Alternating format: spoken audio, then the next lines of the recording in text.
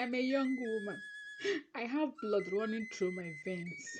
I have desires and needs, and yet none have been fulfilled by my so called husband.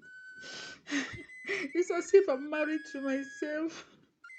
Look at him. Just look at him.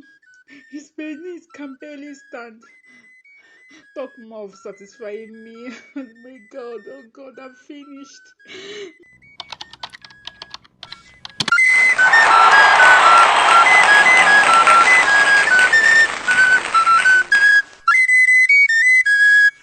Erima, a beautiful, quiet, calm, and charming young woman who got married at an early age of 19 years old.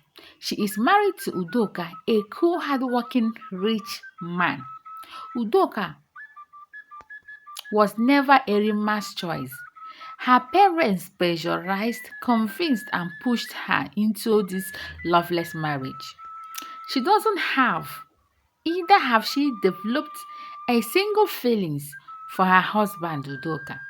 It's been 3 years since they got married, but yet no child. Udoka acts like nothing is wrong and refuses to talk about this issue with his wife Erima, knowing fully well that the problems is from him. His manhood can barely stand and barely touches his wife. She will beg and yet nothing. He can stay up to 2 months without touching his wife Erima, thereby leaving her frustrated and sexually starved, despite the fact that she is a young woman and in her early 20s. Sometimes she will be sad, sitting quietly under a tree behind her house, her thoughts running wild with desires. I will find a way to quench this burning urge in me. I am exhausted, says Erima. Erima's husband, Udoka, have a younger brother called Emeka, a very tall and well-built, handsome young man with a cute smile. He is the envy of all women. Young maidens in the village desires and yearns for his love. He is a well-known womanizer in the village, as maidens troops in and out of his house, and he has no stable relationship with any maiden as he uses and dumps them at will. Recently, Erima has been drawn to Emeka, her brother-in-law, her desires and passion burning wild. She spends hours daydreaming and lusting over her brother-in-law Emeka. Although right from the onset, Erima had a strong feelings and attraction towards Emeka, but she knew it's a sin to have such feelings. But she subdued it, hoping to eventually fall in love with her husband Udoka, but was disappointed on the outcome. One day, Erima, who could no longer hold back her feelings, called out to Emeka to come to her hut and help her out with something. Immediately as Emeka entered her hut, Erima jumped on him and started kissing him. Emeka, who was shocked initially, but eventually returned the kiss and they ended up having rounds and rounds of countless sex. After the deed had been done, Erima, for the first time in 3 years of her marriage, was so satisfied and tired that she immediately fell asleep. And that was how a dangerous affair between a brother-in-law and a sister-in-law started. Little by little, they both became attached and inseparable to each other. Erima suddenly became very happy and satisfied. Her happiness radiates through her face that you can't fail to notice it. She no longer disturbs her husband or pleads with him for sex. Her husband Udoka, who has been busy seeking for remedy and solutions to his infertility, started noticing that his wife Erimma no longer comes or disturbs him for sex. He started suspecting his wife for infidelity.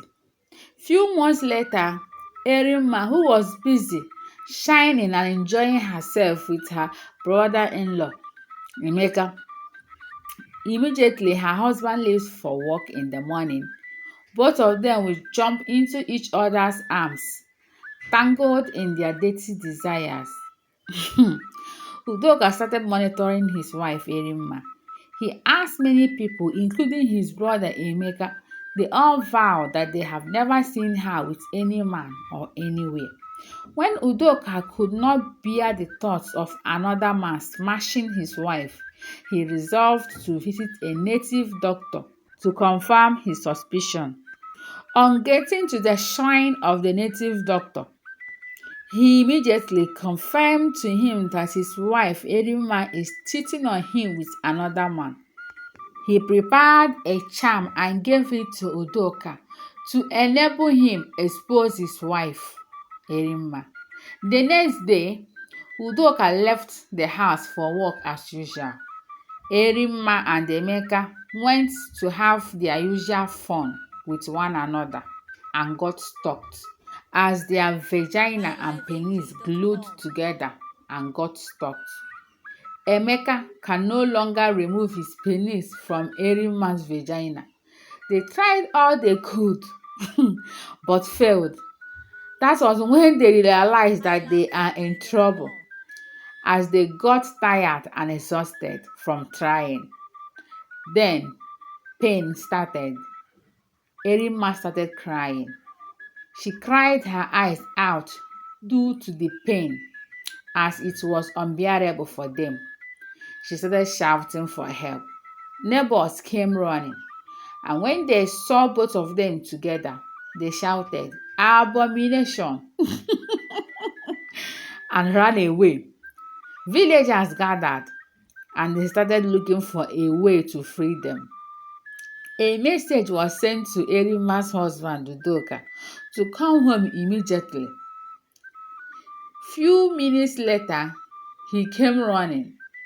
When he got home, he was shocked when he saw his brother and wife Erima glued together. He fell down and started crying. The two people he loved and trusted most betrayed him.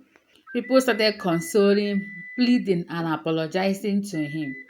After a while, with much pleadings and apology from the villagers, friends, as well as relatives, he freed them. Emeka, who had already lost consciousness, was revived and treated. When he recovered, he apologized to his brother, packed his bags, and left the village out of shame. Erima was sent packing and bundled back to her parents' house. Her marriage have now been broken and irreparable. Her marriage now broken and irreparable, coupled with her life full of shame and disgrace. The end. In this situation, whom will you blame? Please comment below. Bye. Thanks for watching.